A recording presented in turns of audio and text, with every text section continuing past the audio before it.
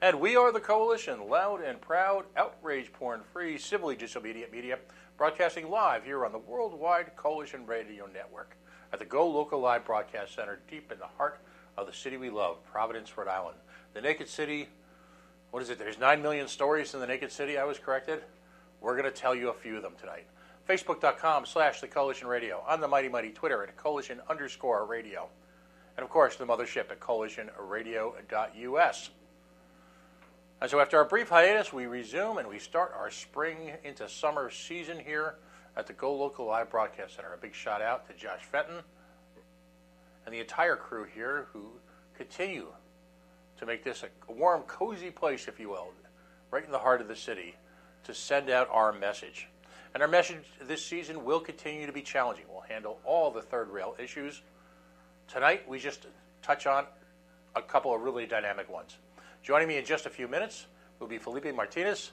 He of the Boston Independent Drivers Guild will be joining us, representing Uber and Lyft drivers and their quest for fair payment, an even playing field, and at least some sense of stability within their driving world. Full disclosure, I've done over 2,500 Lyft drives myself, so I have a unique sense of where he's coming from. At 7 o'clock, Amy Gardner, longtime correspondent to the Coalition, will show up. This week, Thursday night, legislation in front of your Rhode Island State Senate is pending, which would create what we call the bad database bill. She'll go into more of that. But again, the ultimate question is, to what degree of privacy are you entitled to as a Rhode Islander? What level of control do you exert over your children's medical treatment? And in this case, vaccinations. And what is the role of the state in involving itself in the medical treatment of you and your family? It's ugly. 8 o'clock, the Libertarian Hour. Ben Letter will be joining us. He of the Radical Libertarian Caucus, and he'll be talking about things radical and explaining to us what a radical libertarian means. For most people, being a libertarian is, well, radical enough. So what scary things happen to you when you become a radical libertarian? I don't know. Look what it did to me, because I'm one too.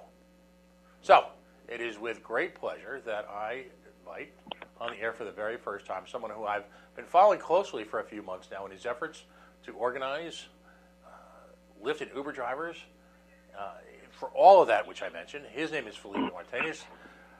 A brief note on unions. A lot of my libertarian and right-of-center friends seem to take a moral offense at unions.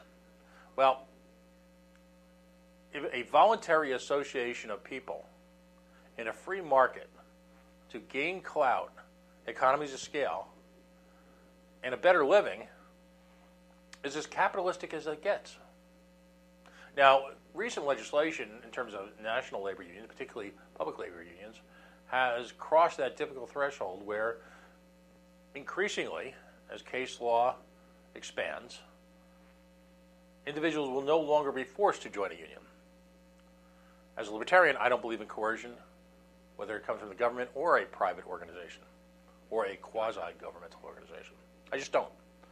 But in a case where people gather together to gain strength in the marketplace, I see no difference from that, from banks organizing to control their markets, suppliers of raw materials who often merge, oil companies, copper, steel, and gain the kudos of the marketplace, manufacturers who coalesce around a set of product offerings. Very often the stock market and the marketplace applauds their voluntary cooperation.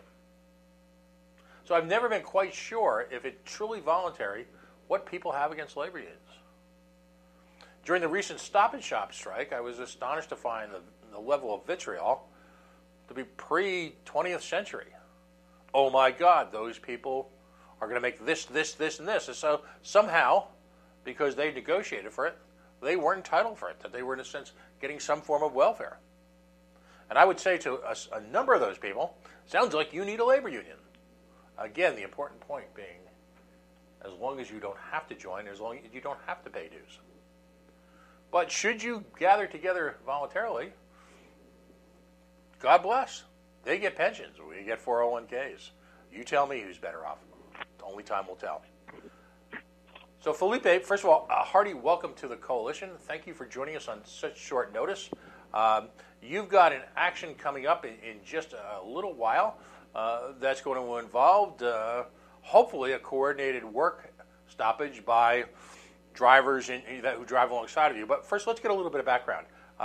When did you become a rideshare driver, and what impact has it had on you? Give me the pluses and the minuses, and a little bit about yourself personally. So, my name is Felipe Martinez. I am one of the members of the Boston Independent Drivers Guild. It's an organization founded by drivers for drivers. And how I got involved was through a Facebook group. And it was a bunch of drivers who were very unhappy with the rates and what's going on. So I started roughly about 3 years ago driving. I owned an antique store. I'm a Mass State licensed auctioneer. And times for my business were declining, so I made a choice to close my store.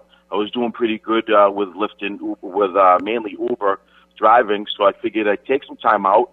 I'm 49 years old. I have a 2-year-old son and a 4-year-old son, so I figured I'd take some time out, spend some time with them, and drive for Uber when I could. And I started driving full time in April, last April, and I noticed a lot of concerns regarding drivers about non-transparency, about unfair deactivations, and that's when I started to get more involved with other drivers and just get more active and to find a common solution within a bunch of drivers so that we can organize, not like a union, but just have like an association or just a common bond between drivers. And it just started to steamroll with other like-minded individuals. And we have a bunch of great guys that are really motivated, and they're really helping so much. And it's just not me; it's a group, and I think that's the best part is camaraderie of a bunch of drivers who seek a better life and seek to be treated fairly. Now, why do you think at this point the various rideshare companies, and of course we're talking about Uber and Lyft, there are some smaller regional players out there who are experimenting and dipping their toes into the marketplace. But what started out so well a few years ago for the early adopters, what's happened to the plight of the individual driver, particularly in bigger cities like Boston and New York? Well, I think what's going on is that the rideshare companies at the beginning never thought it was going to steamroll into something so profitable and so useful. I'm like I said, I'm only 3 years wet in this business. There's other people that have been doing this actually since the beginning, and majority of those guys are called black car drivers. Mm-hmm. Now those guys really, really, really got their butts kicked in because they started as a luxury driving software where people were making fantastic money. And when Uber and Lyft saw what was going on, they were like, well, we need to drop it down to the regular people who use taxis, those type of people. And then I think it just switched off. Obviously, capitalism switched off. They wanted to make more money and then switch off and then started to lower the rates as they gain more drivers. Mm-hmm. And the more assets that they have, many believe that, they go through drivers like crazy. Right. So I think it's just the capitalism of everything and just going forward. So can you give me an idea, and I'm not trying to put you on the spot with statistics, if you will, but what kind of drop in ridership in terms of income for a driver have people seen? I mean, how much harder do you have to work to make the same money that you did just a couple of years ago? So I would say, me personally, I've seen I've seen my income drop at least 35%. Wow. Some people have seen it 50%. It just depends. And with the transparency, for example, with their algorithm, they can factor in people to make a certain amount per hour, no matter what. It's just what they want, the profitability that they need. Because as you know, we're driving online hours, and sometimes we don't have passengers in the vehicle online. Right. And sometimes we sit in a location for an hour online, and we don't get a ride. And if it is a ride, sometimes it's a $6 ride. So some of us are sitting around for $6 an hour rides. And in some cases, people feel that that's unfair because there's no transparency with the algorithm and the software and the ridership. And I mean, in my case, it's been about 35% less. Wow. Now, you talked about arbitrary driver decisions. I'm a member of a variety of Facebook groups that are driver only. I mean, to the point where you actually have to, in order to become accepted into the group, you have to upload documents that only a driver would have. So it's pretty compelling stuff. You don't get well, in the driver business we call passengers packs, right? We don't get packs in. That's right. We ostensibly probably get some people from Uber or Lyft who are just kind of sneaking in and trying to figure out what to do or what's going on. But the relationship has become strained, if you will, between a sizable amount of the drivers and the motherships, if you will, Uber and Lyft. I mean, significantly strained. And part of that, like you said, is these arbitrary, all of a sudden you're deactivated. So here you are, you've committed to this platform. Things are going wonderfully, if you will. Now, certainly if a criminal background check comes back as problematical, or you've consistently maintained poor ratings, well, they've got a right. And quite frankly, they're a private business. So, let's frame this properly. I'm a libertarian. They can technically do whatever they want. I mean, it's no one's forcing the driver to be part of the platform. But at the same time, in the battle of supply and demand and in the marketplace, they quite frankly need the drivers as much or more than, well, the drivers need them in a world where unemployment is under 4%. So what are some of the causes for some of these arbitrary, one day you're just there and one day you're not?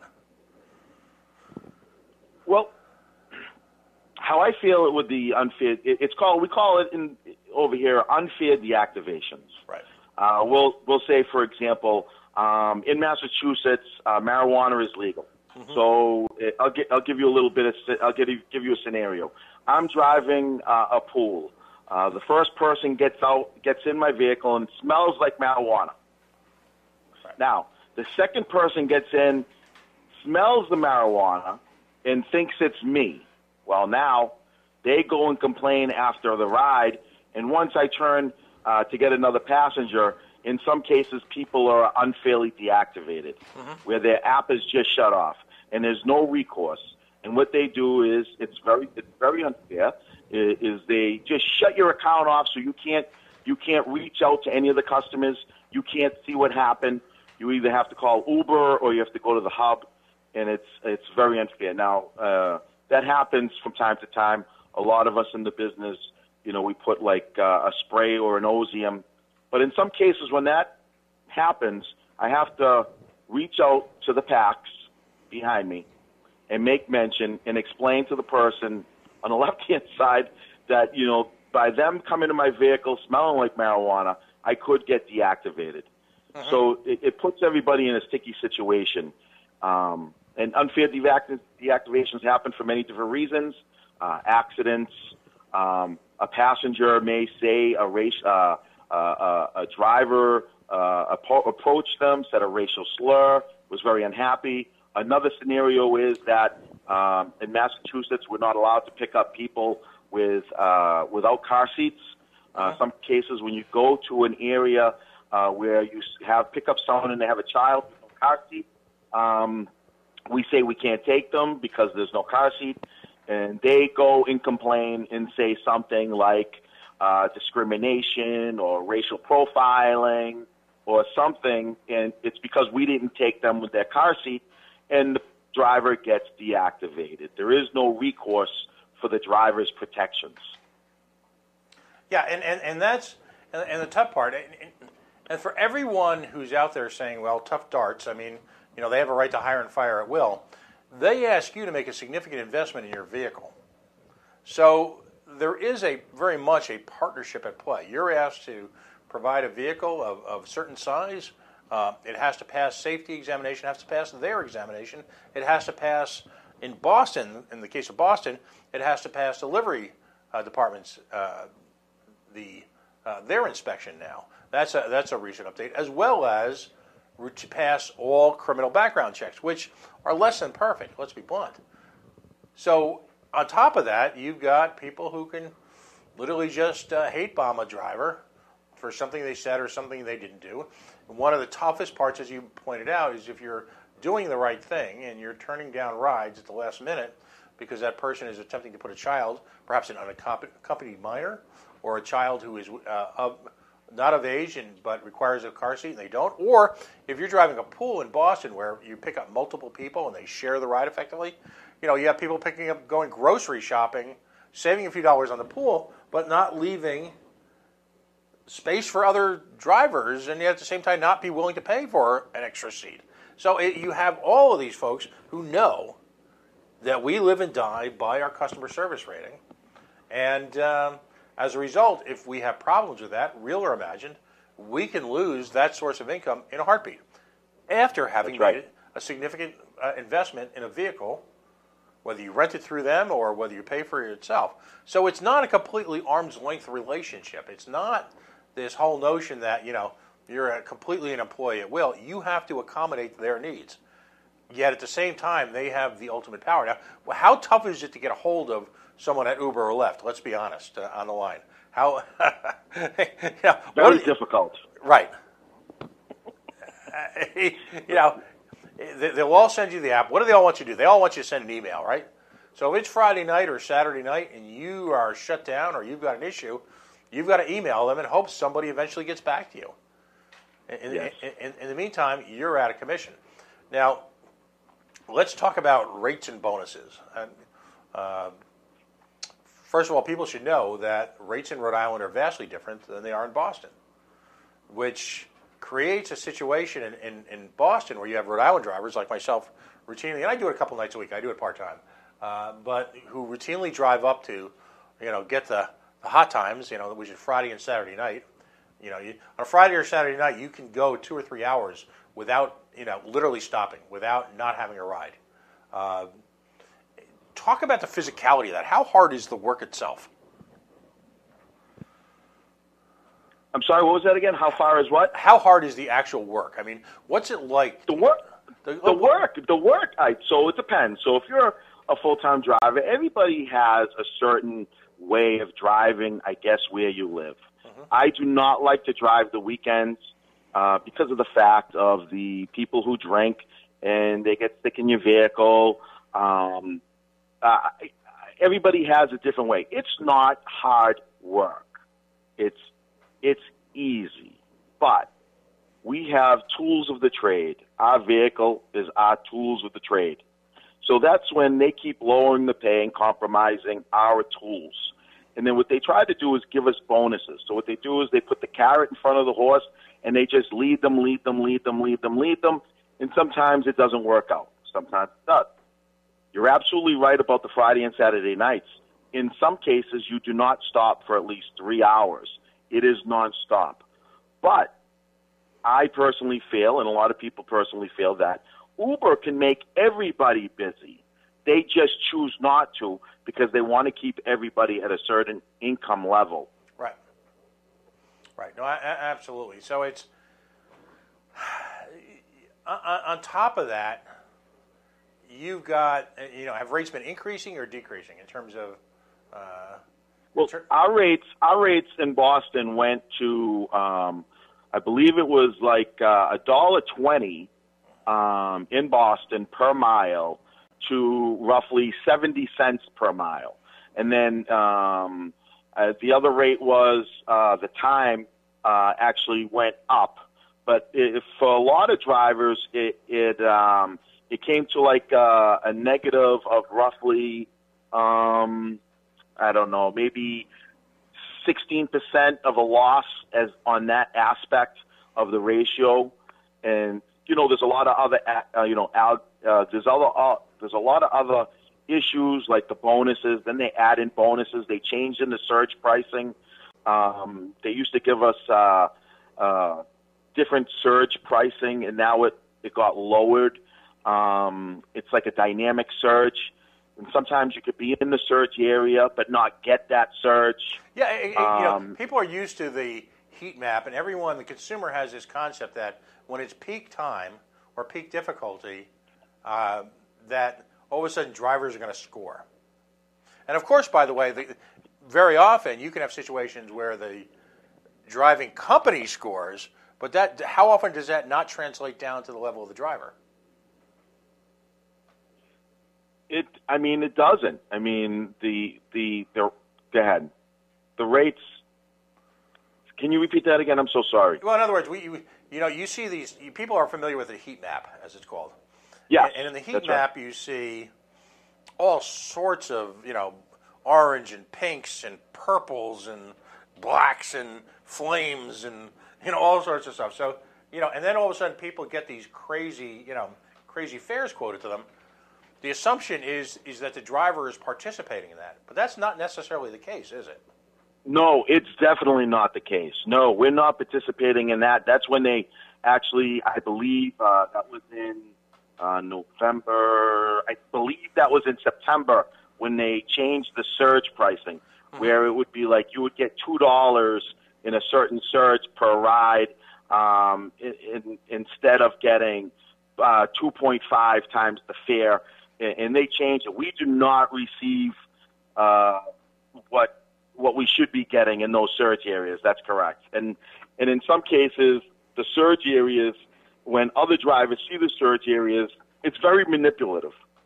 Because sometimes when you get to that surge area, it's gone. There's no surge there. Right. And in some cases, your app, that's happened to me. I was on the phone, a lot of times where my app would just, as soon as I got to that surge area, I wouldn't see the surge. I'd be in the pink area. No numbers would come to me. And then I'm calling, and then they say, well, you have to reset your app. You reset the app, and all the surge is gone. Right. It's magic. It's just absolutely. So what we're trying to paint here, folks, and joining, if you're just joining me, Felipe Martinez is involved with the Boston Independent Drivers Guild, and he's creating or trying with his group to create a working coalition of drivers. He's not calling it a union, but a working coalition of drivers to negotiate for just simply better terms. And the last time I checked, that's about as American as it gets, right? Unless, of course, you just want to sit there and just be a human pincushion and work your butt off and get less. I guess if you're okay with that, I'm okay with that for you too as well. Because we're going to touch in the next half hour about some of the criticisms, actually from some of the drivers, incredibly enough, who criticize the efforts at different cities, that somehow it's more American to be loyal to the company and accept less. Whew, okay. Exactly. We'll get our arms around that in a few minutes. Folks, if you're just joining us, Felipe Martinez, as I said, is calling in via the miracle of Skype. We are the Coalition. This hour is sponsored by Air Sciences, airsciences.net. Air Sciences is Rhode Island's leading mold and biohazard remediation firm. Darrell Gould and his hardy crew roam Rhode Island, eastern Connecticut, and up into Massachusetts. Homes, schools, industrial workplaces. Probably some of the drivers' cars that I've seen. They need that sort of deep cleaning that goes beyond a little shine and a little spiff. And a nice appearance. Because quite frankly, at this time of year, and particularly after the spring we've had, mold spores are going to start to abound. And they will impact the health of your family, your students, and or your workers and coworkers. So airsciences.net, Daryl Gould's group is sponsoring this hour. Give him a call. He's got special programs available for people who have been compromised by autoimmune diseases and folks who are just coming off of chemotherapy. He's got some free programs available to them. So if you fall into that category, reach out to Daryl Gould at airsciences.net. Again, joining me live via the Miracle Skype is Felipe Martinez. He is with the Boston Independent Drivers Guild. So that's the snapshot. You've got a job that's physically demanding. You've got unknown income rates. You're really it's guesswork every night. What you're going to make, how you're going to make it, when you're going to make it, where you're going to make it. You're being rated by every single one of your customers, and that's got the potential to sideline you, potentially permanently, if someone decides that they want to embellish and or sometimes just outwardly create a story, and your appeal of that is based on an email system that is cantankerous at best. You have no idea Correct. when or if anyone is going to get back to you. Now, for those people who say it's a free market and you don't have to drive for them, okay, that's true. But recognizing that, understand that drivers have to make a significant investment, or are asked to, in their vehicle, in their insurance, in their gasoline. They're putting out the implicit promise every night as that you're going to be treated fairly and given an opportunity to make a living. And of course, since this is just post the initial public offering of Lyft, and we're walking into that period of time when Uber is going to go private, the puff pieces and the PR abounds about how much these companies are doing for their drivers. Bullshit. It's oh my. So let's talk about the organization itself. You've got an event coming up very shortly that you're going to ask drivers to participate in, and you're going to ask the public to support. So tell us about that and what's happened in similar events in other cities. So on Wednesday, May 8th, we're having an action. The action is a protest. We're all meeting at the hub. We're trying to get as many drivers as we can to the Green Light Uber hub, and it's located at 168 Broadway, Saugus, Massachusetts. Mm-hmm. We're going to be meeting there from 12 to 3. We have signs. We have banners. If you can't stop by, come by and beep.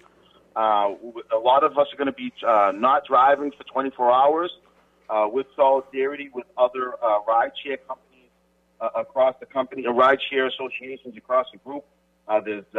There's one in Philadelphia, Philadelphia Drivers Union, Rideshare Drivers United in California. There's Chicago Rideshare Advocates in Chicago. So this is a national campaign that's been in the process probably for about two to a month right now, a month or two right now, and we're trying to show solidarity, and we do have solidarity, and we have strength in numbers, and this is a national event. Right. New York, in particular, has had some successes both in court and in the legal environment, if you will, in the statutory environment, at getting some gains for their drivers. And I want to stress the value that Lyft and Uber have added to people's lives. Oh, I agree. I mean, and understand that a lot of that is based on the willingness of the investors in Uber and Lyft to create a product like this from literally scratch. The software is in itself, I consider, a miracle when it's working. But at the same time, it's the Uber driver who has significantly reduced the number of, let's be blunt, drunks on the road and people who are, quite frankly, OUI or should not be operating a motor vehicle. The driver is the person that takes your daughter home from an event safely, well in excess of 99.9, despite the media's efforts to find and hype to the heavens any terrible, let me acknowledge, terrible event, but statistically minor, occurrence of events. Despite that, the drivers are generally safer. They take untold number of people off the roads, which helps in congestion. It's an economically more efficient market than cabs, and they save people a bloody fortune. Let me tell you, my friend, I have to drive in Rhode Island a lot because of just, I have another job, and, I'm your typical part-time driver. So if I don't have the energy to drive an hour north to Boston, to the promised land, if you will, I sit here in Rhode Island, and the minimum ride in Rhode Island, which takes pretty much point to point anywhere downtown, my compensation for that is $2.25. Now, it's $3.75 in Boston. It's $2.25 here in Rhode Island. So I'm going to make a plea. I do this part-time, but particularly for guys who do it full-time, throw these guys a bone, give them a couple of bucks on the app, in terms of tipping, or slip them a couple of dollars.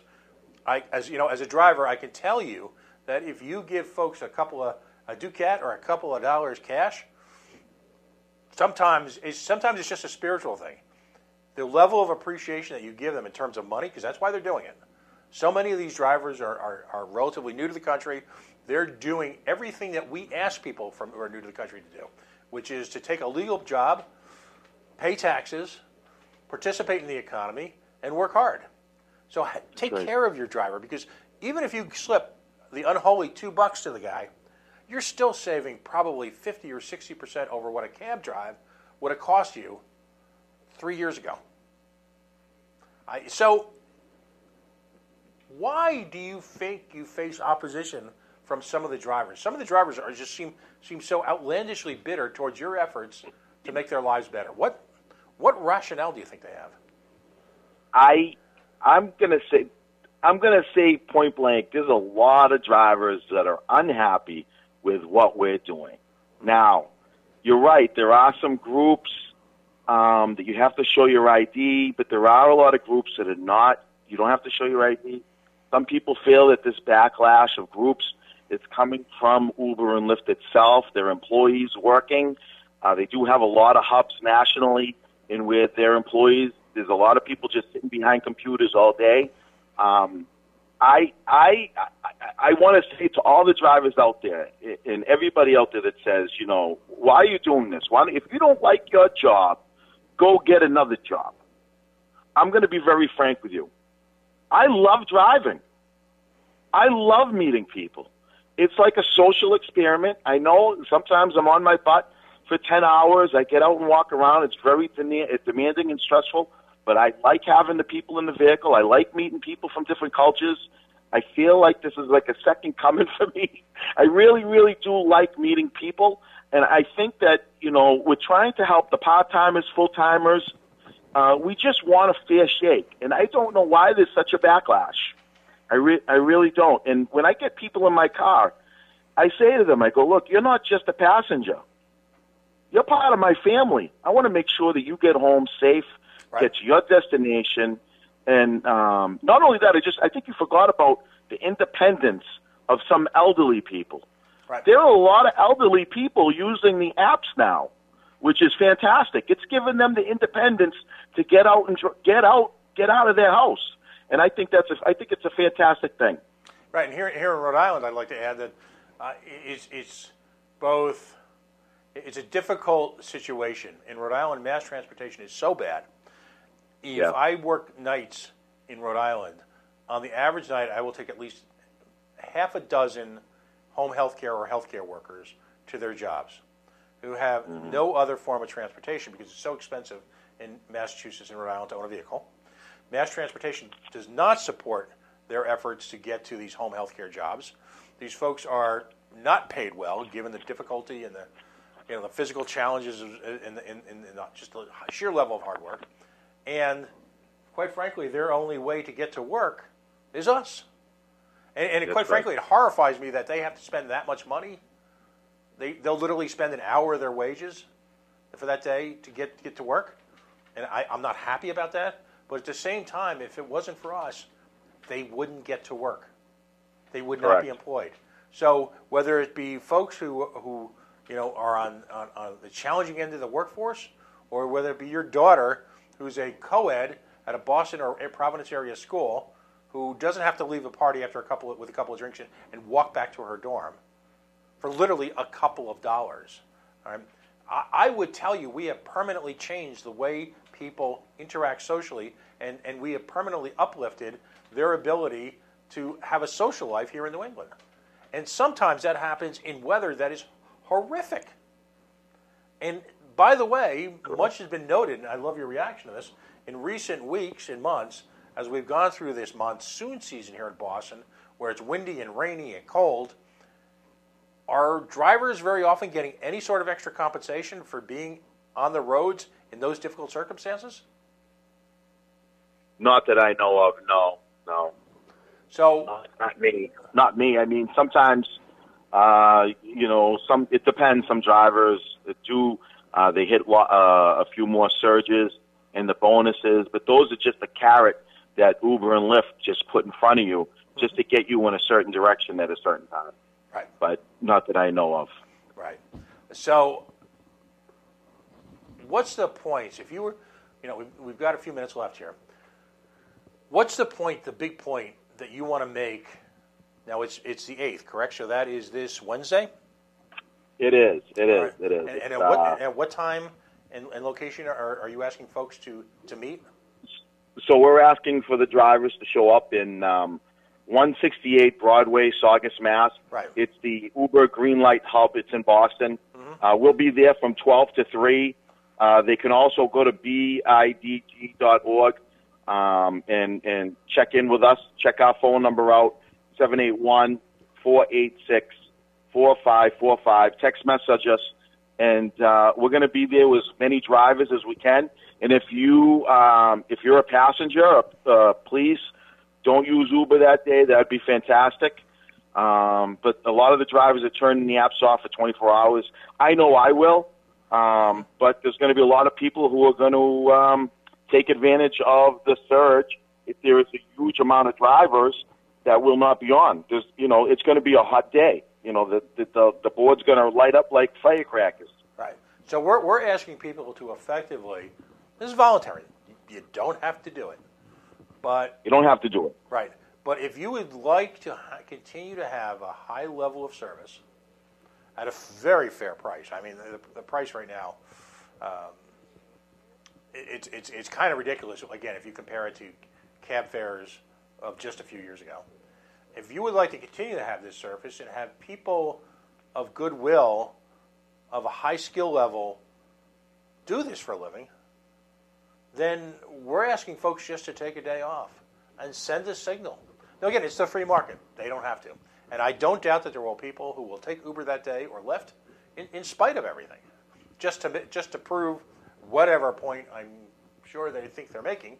But we're asking people politely and to understand, again, the challenge of the work. Now, and for example, gas prices have risen dramatically in the last 30 to 60 days. Have we seen any increase whatsoever, any sort of surcharge for the newer, higher gas prices? No. Nope. It's killing some of us. Yeah. 0.0, we say. Folks, that's right. if you're in the Rhode Island market, one of the frustrations that people that talk about is how long it takes to get a ride. Well, again, the rates are so low in the Rhode Island market prior to even the gas price increase that, quite frankly, it makes little or no sense to drive in this market, which then makes it even worse for the few drivers remaining because, and I'm not sure people are aware of this, if I'm in Providence and I get a call to Newport, and for some reason I take it, holy cow, I don't get paid to drive to Newport. Not a penny. Nope. If you cancel because there are so few drivers and it took me a long time to get Newport, which just happened to me, I get $5. So essentially, there are situations where people are working for $5 or $6 or $7 an hour in stretches. That's right. So, nothing there. You have, by the way, here's another thing that I don't think people realize. When we pick you up, unless you're a ride of more than 45 minutes, and believe me, it's an imperfect setup, we have no idea where we're taking you. We have no idea what the length of the ride is going to be. We have no idea where we're picking you, other than picking you up, we have no idea what condition you're in.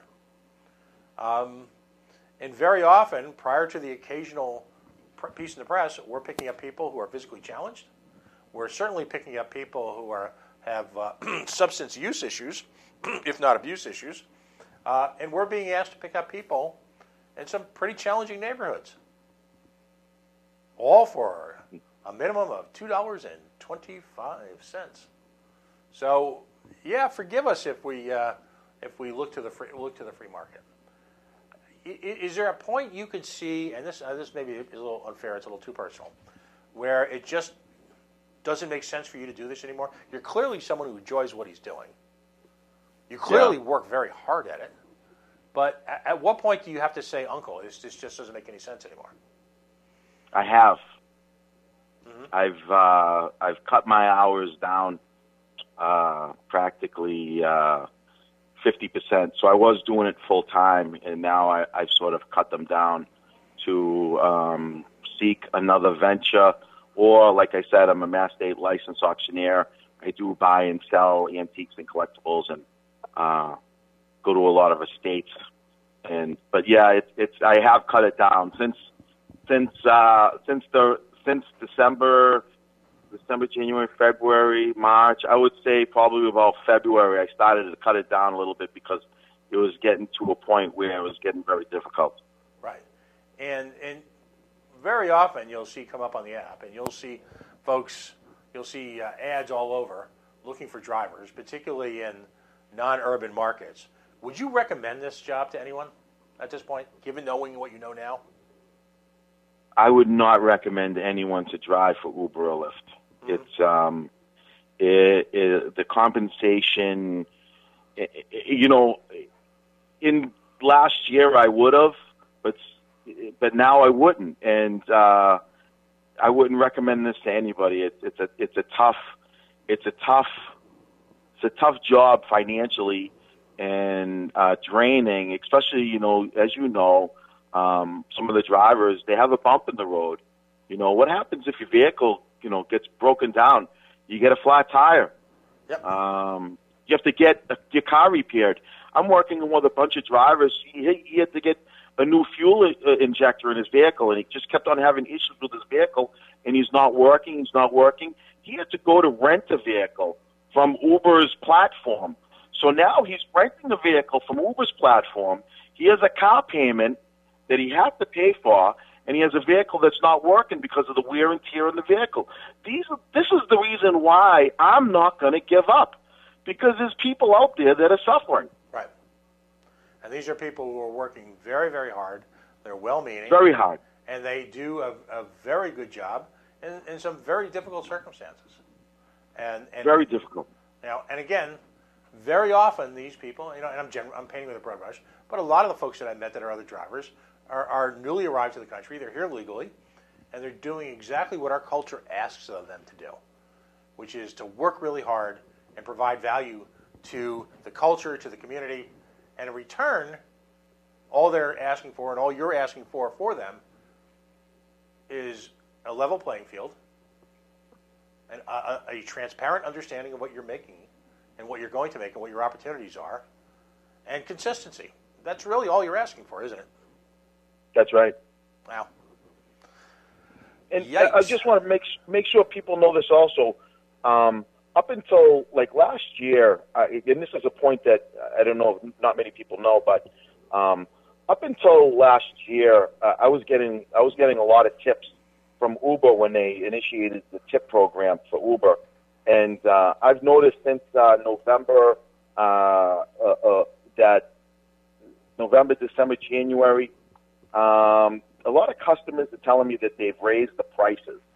Right. And that's why they can't afford the tip, which is pretty strange. So I think there's, again, with the algorithm, the software, the inconsistency of the dynamic pricing to the customers is maybe even putting a little bit of a strain on some of the customers where they don't want to tip. Yeah, folks are stretched. Yes, we have some wealthy people who take Lyft. We also have college students. We have home health care workers. Yep. We have people who are taking Lyft that week because their car is dead and they can't afford to get it fixed. That's right. We take a lot of different people from a lot of different circumstances from point A to point B. Right now, and I'm going to jinx this by saying this, for the last 3 weeks, and you can appreciate, I only do Lyft. The last 3 weeks, I've had a 5.0 rating, which is the holy grail. I don't expect it to last long. Okay, I'll screw up something, or somebody will just indiscriminately decide that, I don't know, they don't like, whatever, they don't like second generation portly Irish Americans. Yikes. So I agree. I mean, if I'm getting a 5.0, which is perfect, which means my last 100 rides on the Lyft platform have been perfect. No one's had a reason to object. I get tipped maybe 5% of the time, 7% of the time. Yeah. And I think it has a lot to do, with the economy and the cost of driving. And again, folks, if you listen to this show now or in the future, that extra buck or two, yeah, it's a long ride, help people out, but that extra buck or two isn't going to break you, and has a real effect on drivers and how they just feel about themselves. I can't stress that enough. Somebody slips you a buck, hey, usually they go right at the gas, but a couple of bucks and you're taking a break at Dunkies. All right. If you're not, you're saying to yourself, why am I doing this? Because I can't imagine a situation where people take a cab ride and don't tip a cab driver because the transaction's in cash. Can you? I just can't. Can't understand it. Yeah. So listen, I just want to congratulate you on your efforts. I want you to know that not all of us are looking at you cross-eyed. I think it's wonderful what you're doing. Welcome to activism and the ups and downs of it. And I hope you stick with it.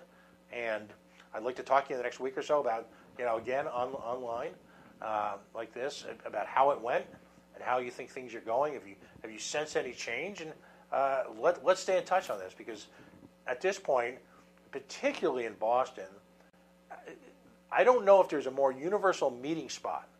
Certainly more than churches, certainly more than schools, and maybe even more than Dunkin' Donuts.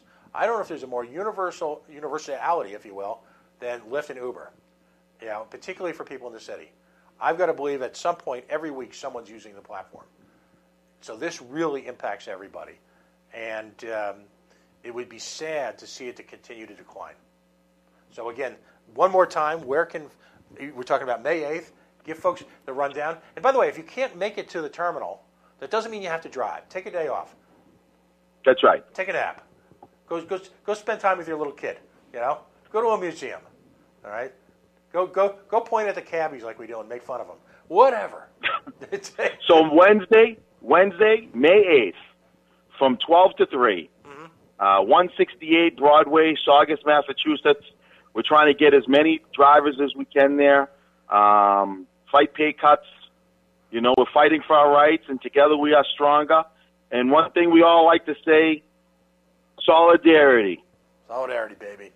It's the American. Solidarity. What's more American than a group of people getting together to fight for more money? To me, that's capitalism, and American as it gets. So listen, thank you so much for joining me. I know you're going to probably get back on the road now, but I hope we get a chance to meet soon. And again, congratulations on your efforts. And if you could reach out to everybody in the Boston Independent Drivers Guild, give them my heartfelt thank you. Thank you so much.